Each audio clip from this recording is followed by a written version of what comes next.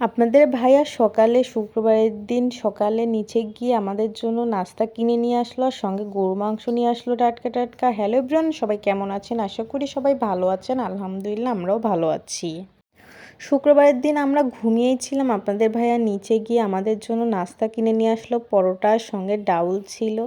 আমরা ঘুমিয়েছিলাম, আমাদের আর ডাকেনি যে আমাদেরকে সকালে নাস্তা বানিয়ে দাও, কারণ জানে যে প্রতিদিন মেয়েকে নিয়ে সকালে স্কুলে নিয়ে যাওয়া নিয়ে আসা লাগে, ক্লান্ত হয়ে শুক্রবারে আর শনিবারে একটু ঘুমাতে পারি, না হলে তো অনেক সকালে ঘুম থেকে ওঠা লাগে, ছেলে মেয়েকে নিয়ে মেয়ের স্কুলে যাওয়া লাগে। সেই জন্য আমাকে আর ডাকেনি আপনাদের ভাইয়া, সে নিচে গিয়ে গরুর মাংস আর আমাদের জন্য সকালের নাস্তা পরোটার ডাউল কিনে নিয়ে আসছে।